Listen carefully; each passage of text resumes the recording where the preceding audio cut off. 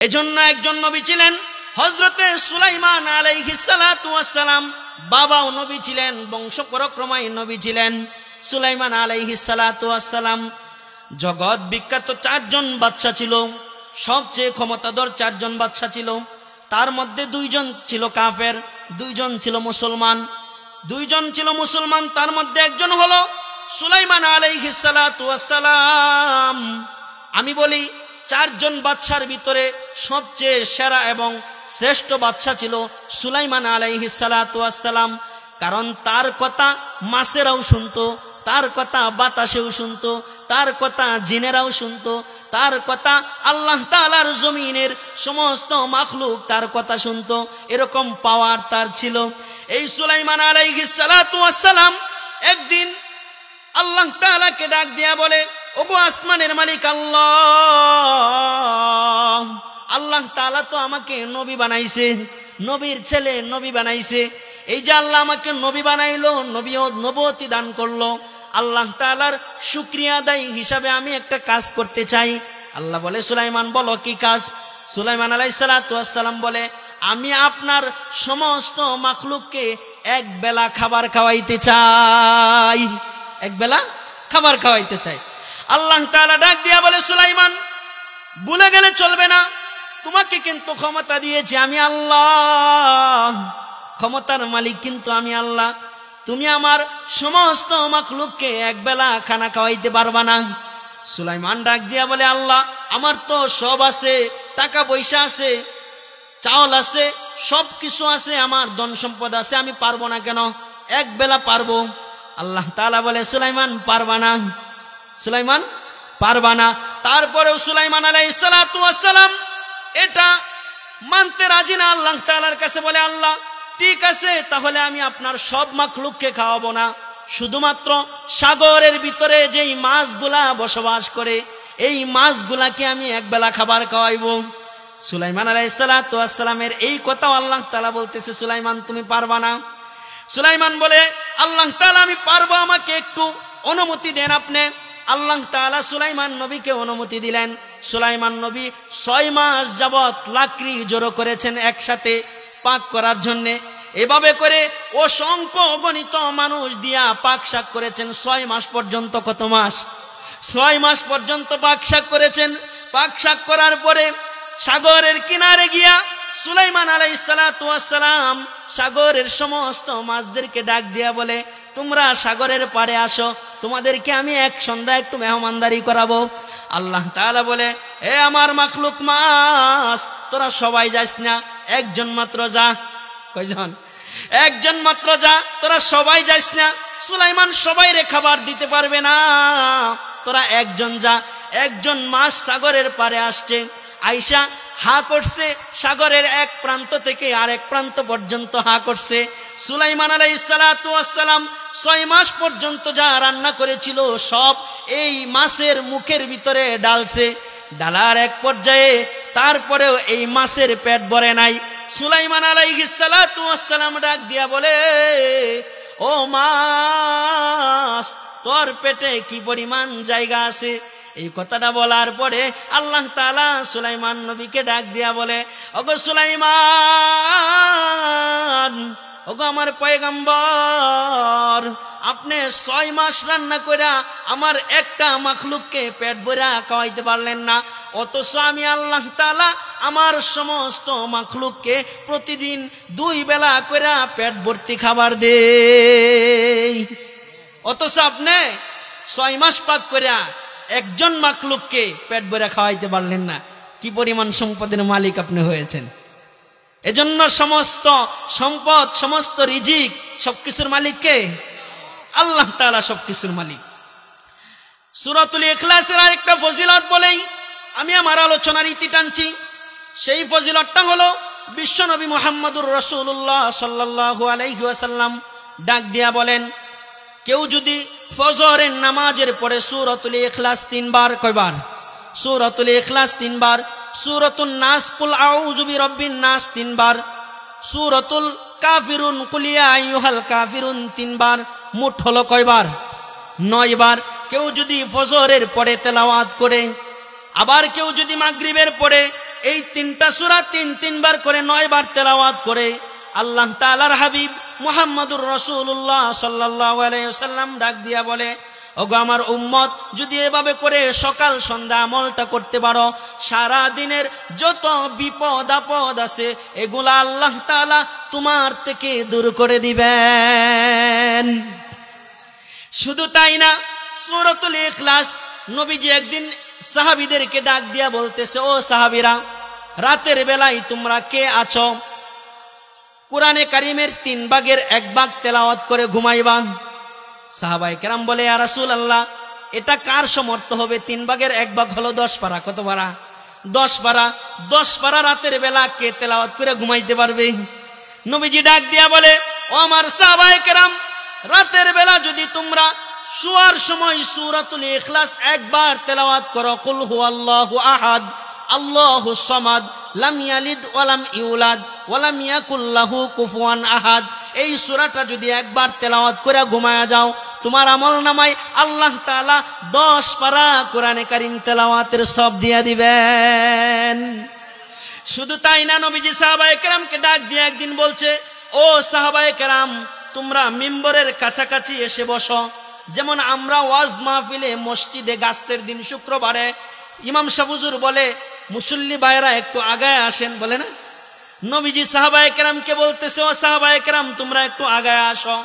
আগায় আসার পরে নবীজি বলতেছে, সাহাবায়ে কেরাম, আজকে আমি তোমাদের সামনে কোরআনে কারীমের 1/3 3 ভাগের 1 ভাগ তেলাওয়াত করে শোনাবো। সাহাবায়ে কেরাম শোনার জন্য রেডি। নবীজি সামনে আইসা বসলেন। বসার পরে নবীজি সূরাতুল ইখলাস 1 বার তেলাওয়াত করলেন। তেলাওয়াত করার পরে নবীজি চলে গেলেন।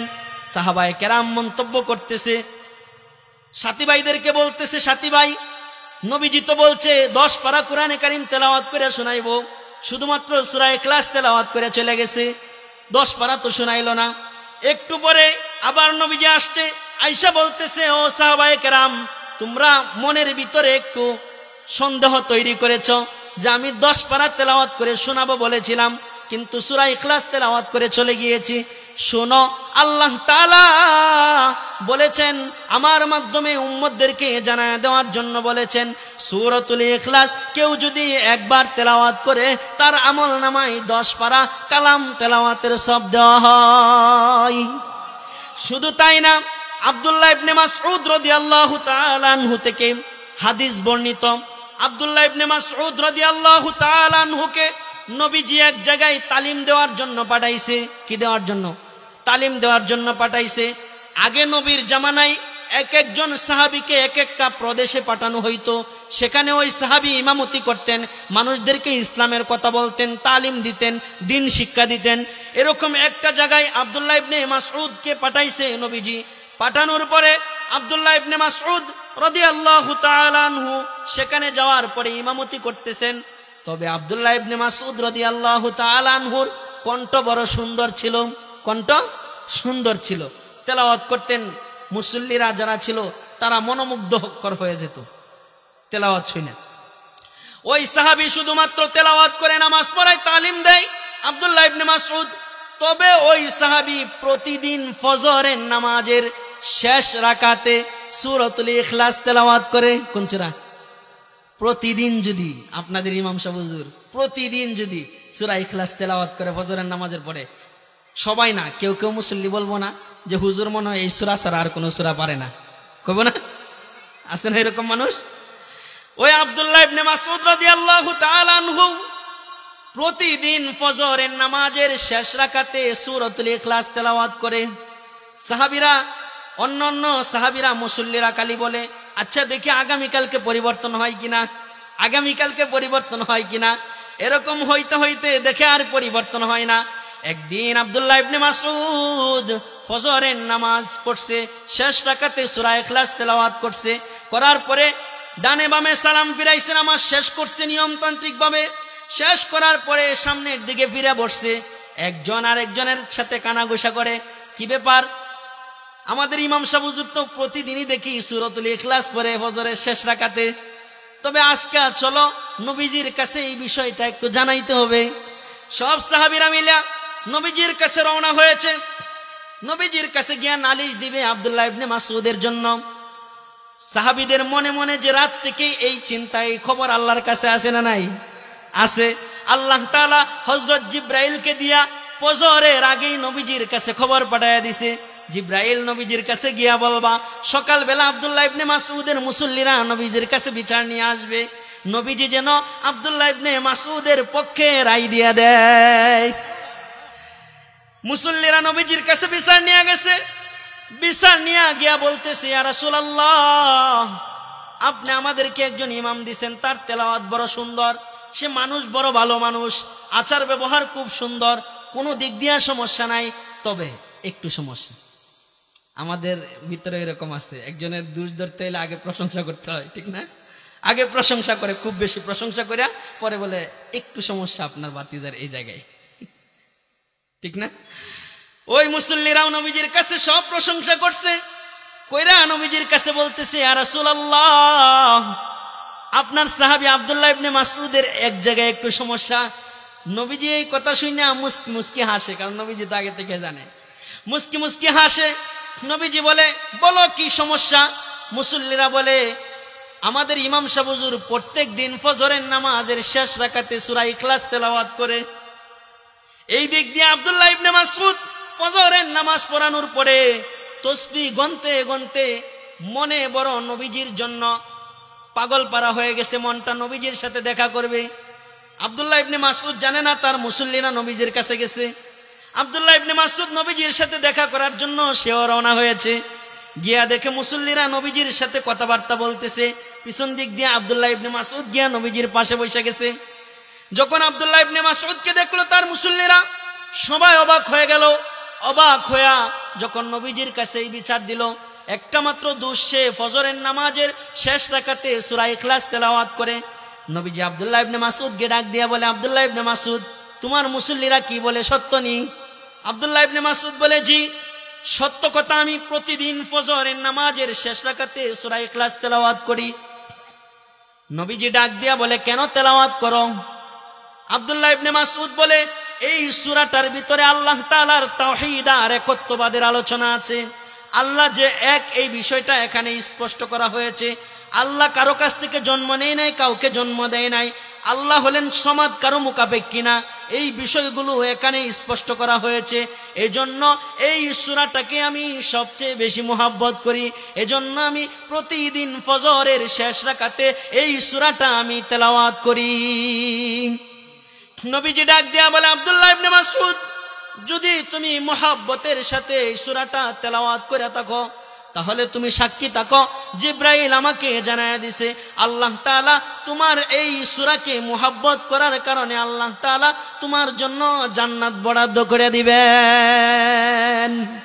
এজন্য আব্দুল্লাহ ইবনে মাসউদ রাদিয়াল্লাহু তাআলা আনহু এই সূরা ইখলাস তেলাওয়াত করার কারণে আল্লাহ তাআলার নবীজি আব্দুল্লাহ ইবনে মাসউদের জন্য জান্নাতের সুসংবাদ জানায়া দিছে। শুধু তাই না, আরেকটা আমল করবেন। নবীজি হাদিস শরীফে বলেছেন, কেউ যদি প্রতিদিন মাগরিবের ফরজ নামাজের পরে, মাগরিবের ফরজ নামাজের পরে 2 রাকাত সুন্নত আসেনি, 2 রাকাত সুন্নতের ভিতরে কেউ যদি প্রথম রাকাতে কুল ইয়া আইয়ুহাল কাফিরুন, ইবাদত করব কার? ইবাদত করব কার? আল্লাহর সাথে কাউকে অংশীদার করা যাবে না। কুল ইয়া আইয়ুহাল কাফিরুন মাগরিবের 2 রাকাত সুন্নতের প্রথম রাকাতে সূরা কাফিরুন, দ্বিতীয় রাকাতে সূরা ইখলাস, এরকম ভাবে ফজরের 2 রাকাত সুন্নতে প্রথম রাকাতে কুল ইয়া আইয়ুহাল কাফিরুন, দ্বিতীয় রাকাতে কুল হুয়াল্লাহ, এভাবে যদি কেউ আমল করতে থাকে, আল্লাহ তাআলার নবীজি বলেন, শুধুমাত্র এই সূরা 2টাকে মুহাব্বত করে আমল করার কারণে বান্দার ইবাদত বন্দেগী থেকে আল্লাহ তাআলা শিরিক দূর করে দিবেন। আর শিরিক মুক্ত আমল যদি হয়ে যায় নসিব, তাহলে আল্লাহ তাআলা ওই বান্দার জন্য জান্নাত করে রাখবেন রেডি। কারণ আমলের ভিতরে শিরিক থাকলে পরে এই আমল গ্রহণযোগ্য হবে না। কারণ যিনি শিরিক করে তার ইবাদত বন্দেগী কবুল হয় না। শিরিককারীকে আল্লাহ তাআলা মাফ করেন না। কোরআনে কারিমে আল্লাহ জানিয়ে দিয়েছেন, ইন্নাহু মান ইউশরিক বিল্লাহ ফাকাদ হারামাল্লাহু আলাইহিল জান্নাহ যে ব্যক্তি শিরিক করে তার জন্য আল্লাহ তাআলা জান্নাত হারাম করে দেন, আল্লাহ তাআলা জান্নাত হারাম করে দেন।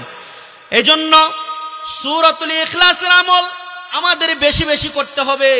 এই সূরাটা নাজিল হয়েছিল তারও একটা প্রেক্ষাপট আছে, কারণ আমি যেহেতু সূরা ইখলাসের তাফসীর করতেছি, কি করতেছি?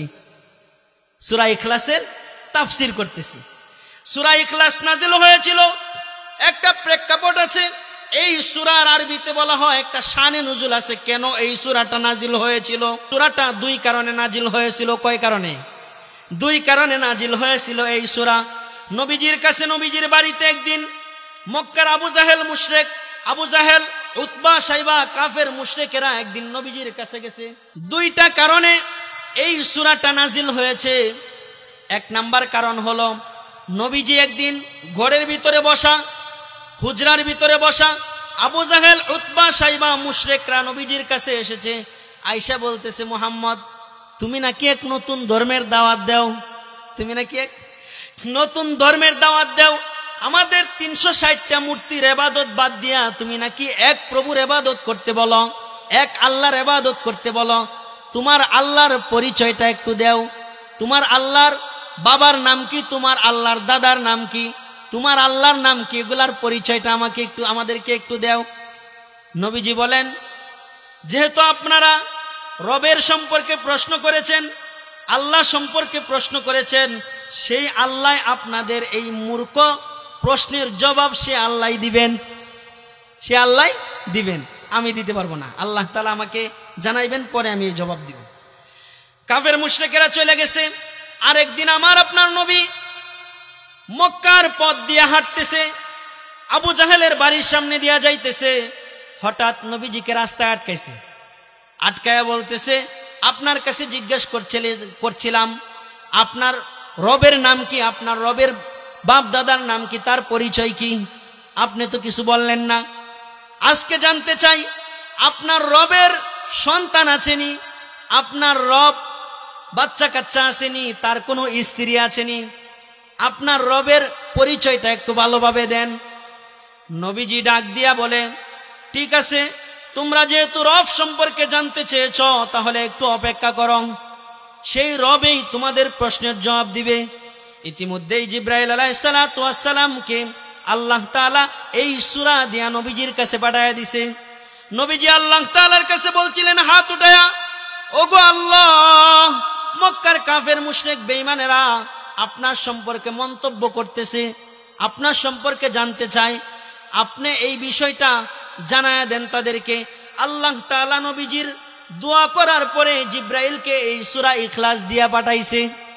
সূরা ইখলাস দিয়া পাঠায়া নবীজিকে ডাক দিয়া বলে, ওগো নবী, ওগো আমার হাবিব, ওগো আমার বন্ধু, আপনি মক্কার কাফের মুশরিকদেরকে এই সূরাটা তেলাওয়াত করে জানায়া দেন, কুল হুয়াল্লাহু আহাদ আল্লাহুস সামাদ। আল্লাহ তাআলা হলেন এক, বলেন নাই, এক বললে একের সাথে আরো কিছু হইতে পারে, এজন্য আল্লাহ বললেন কুল হুয়াল্লাহু আহাদ, আল্লাহ হলেন একক, আল্লাহ হলেন একক। আল্লাহুস সামাদ, আল্লাহ তাআলা কারো মুখাপেক্ষী না, আল্লাহ তাআলা কাউকে জন্ম দেন নাই, কারো কাছ থেকে জন্ম নেন নাই, আল্লাহ তাআলার কোনো স্ত্রী পুত্র সন্তান সন্ততি কিছুই নাই। এই প্রশ্নের জবাবগুলো আপনি দিয়া দেন কাফের মুশরিকদেরকে। যখন এই প্রশ্নের জবাবগুলো দিয়া দেওয়ার পরে কাফের মুশরিকেরা নবীজির সাথে ঠাট্টা মস্কারি করে চলে গেল, ঠাট্টা মস্কারি করে চলে গেল। কারণ কি, কাফের মুশরিকদের ভিতরে যেরকম আল্লাহ তাআলার সম্পর্কে প্রশ্ন জাগছে যে আল্লাহ খায়, আল্লাহ কি ঘুমায়, আল্লাহর কি সন্তান আছে কিনা, আল্লাহর কি স্ত্রী আছে কিনা, এই প্রশ্নগুলা জাগছে না? এজন্যই তো আল্লাহ তাআলার এই সূরা ইখলাস নাজিল করে উত্তর দিয়ে দিছে যে না, আমি খায়ও না, ঘুমায়ও না, আমার কোনো তন্দ্রাও আসে না।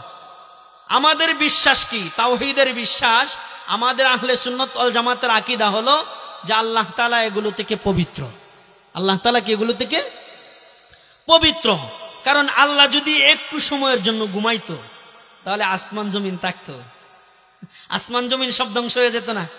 দেখেন, মনে পড়ছে হযরত মূসা আলাইহিস সালাতু ওয়াস সালাম একদিন মনে মনে, প্রকাশ্যে না, মনে মনে চিন্তা করতেছে, একদিন যে আল্লাহ এই আসমান জমিন, 7 আসমান 7 জমিন আল্লাহ পরিচালনা করে, রাত দিন 24 ঘন্টা একভাবে চলে, বৃষ্টির সময় বৃষ্টি হয়, দিনে রোদ দেয়, সবকিছু আল্লাহ দিতেছে। আল্লাহর কি একটু সময়ের জন্য ক্লান্তি আসে না? মনে মনে, প্রকাশ্যে না। নবী তো ঠিক না, মনে মনে। কারণ মুসা আলাইহিস সালাতু ওয়াস সালামকে তো আল্লাহ এত ক্ষমতা দিছিলেন, একজন নবী ছিল যিনি তুর পাহাড়ে গিয়ে আল্লাহর সাথে সরাসরি কথা বলতে পারতেন। তবে মুসা নবীর জন্য সময় বাধা ছিল, একটা সময় নির্ধারণ ছিল, একটা এরিয়া নির্ধারণ ছিল যে এই এরিয়ার ভিতরে গেলে আল্লাহর সাথে কথা বলতে পারবে, তোর পাহাড় ছাড়া অন্য কোথাও না। কিন্তু আল্লাহ তাআলা কাছে মুসা নবী ওই দিন জানতে চাইছিল যে আল্লাহ, আমি যেমন আপনার সাথে কথা বলি, আমার পরে কি পৃথিবীর কোনো মানুষ আপনার সাথে আরো কথা বলতে পারবে? আল্লাহ বলছিলেন, মুসা তুমি তো একটা জায়গায় এসে আমার সাথে কথা বলো, একটা নির্দিষ্ট সময় আছে, সময় পার হইলে আর কথা আমি বলি না তোমার সাথে, নির্দিষ্ট জায়গায় আইতে হয়, নির্দিষ্ট সময় আছে। তুমি জেনে রাখো, আমার এরকম একজন নবী দুনিয়াতে আসবে, তার এরকম কিছু উম্মত আসবে, তারা সময় নির্ধারণ লাগবে না, কোনো জায়গা নির্ধারণ লাগবে না, জমিনের যে কোনো জায়গায় আমি এমন এক কালাম আমার নবীকে দিয়া দিব, যেই কালাম তেলাওয়াত করলে যতবার তেলাওয়াত করবে ততবার যে কোনো জায়গায়, যে কোনো স্থানে, যে কোনো সময় তেলাওয়াত করবে, আর আমি আল্লাহর সাথে কথা হয়ে যাবে। সেই কালাম হলো পবিত্র কোরআন শরীফ। যদি পড়তে থাকেন কুল হুয়াল্লাহু আহাদ, কথা হবে কার সাথে? যদি পড়েন আলহামদুলিল্লাহি রাব্বিল আলামিন, কথা হবে কার সাথে? যদি পড়েন ইযা জাআ নাসরুল্লাহি ওয়াল ফাত, কথা হবে কার সাথে? যদি পড়েন তাব্বাত ইয়াদা আবি লাহাবি ওয়া তাব, কথা হবে কার সাথে? আল্লাহর সাথে। যদি পড়েন কুল ইয়া আইয়ুহাল কাফিরুন, কথা হবে কার সাথে? আল্লাহর সাথে। এই ছোট সূরাগুলো তো পড়তে পারবেন, এই ছোট সূরাগুলো পড়লেই চলবে। একটু যে কথাটা বলতেছিলাম, মুসা নবী অন্তরে অন্তরে একটা প্রশ্ন আসছে যে আল্লাহ কি ক্লান্তি আসে না? আল্লাহ তাআলা জিবরাইলকে পাঠায় দিছে, পাঠায় বলতেছে মুসা নবীরে কও, মনে মনে চিন্তা করছে, তাও মুসা নবীর পরীক্ষা দেওয়া লাগবে, মুসা নবীর পরীক্ষা দেওয়া লাগবে। কি পরীক্ষা? জিবরাইল এসে বলতেছে মুসা নবীকে, পয়গম্বর আল্লাহর পরীক্ষা আপনাকে দিছে, আমার মাধ্যমে জানাইছে। কি পরীক্ষা? 2টা গ্লাস নিয়ে আপনাকে দাঁড়ায় থাকতে হবে, আমি যতক্ষণ না আসমু ততক্ষণ দাঁড়ায় থাকতে হবে। 2টা গ্লাস জিবরাইল নবীজির হাতে দিয়া, মুসা নবীর হাতে দিয়া জিবরাইল চলে গেছে, আর আসে না। কিছুক্ষণ মুসা নবী দাঁড়ায় থাকার পরে হঠাৎ একটা জিমটি আসছে, গ্লাস পরে ভাঙ্গিয়া চুরমার হয়ে গেছে। এতে জিবরাইল এসে হাজির, বলতেছে মুসা পয়গম্বর একটু সময়ের জন্য আপনাকে 2টা গ্লাস দিছি, আর আপনি জিমটি মারছেন, গ্লাস ভাঙ্গে ফেলাইছেন, আর আপনি মনে মনে চিন্তা করেন যে আল্লাহ কি ক্লান্তি আসে না, আল্লাহ কি ঘুমায় না? আল্লাহ যদি 1 সেকেন্ডের জন্য ঘুমাইতো, আসমান জমিন সব ভেঙ্গে টুকরো টুকরো হয়ে যেত। কথা বলেন ঠিক কিনা? ঠিক না? এজন্য সূরা ইখলাসের ফজিলত আছে না নাই? আমি আমার আলোচনা শুরু থেকে শেষ পর্যন্ত সূরা ইখলাসের যতগুলো ফজিলত বর্ণনা করেছি, অন্ততপক্ষে 2-1টার উপর আমল করব কে কে ইনশাআল্লাহ? আল্লাহ আমাদেরকে আমল করার তৌফিক দান করুন। যদি আমরা একজনও আমল করি, আজকের এই মাহফিল, আপনাদের আয়োজন সবকিছু সার্থক হয়ে যাবে। কারণ এই মাহফিলগুলা তো হলো আমাদের আমলের গোডাউনে আমল বাড়ানোর জন্য। কথা বলেন ঠিক কিনা? আল্লাহ আমাদেরকে কবুল করুন।